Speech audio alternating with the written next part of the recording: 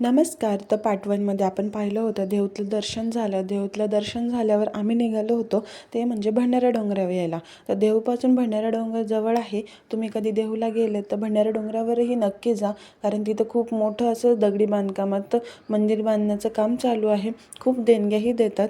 तर हे मेन मंदिर आहे. आतमध्ये तुकाराम महाराज जिथं बसून विठ्ठलाचं नामस्मरण करत होते, तिथं भजन करत होते. त्या काळी तिथं हरिपाठ चालला होता. ते वातावरण खूप छान वाटत होतं. त्यामुळे आम्हाला खूप करमलं तिथं. त्यामुळे थोड्या वेळ बसलो आम्ही तिथे. बसल्याच्या नंतर खूप प्रसन्न असं वाटलं. आरती होती, पण बाळामुळे एवढ्या वेळ थांबणं शक्य नव्हतं, कारण थंडी होती खूप.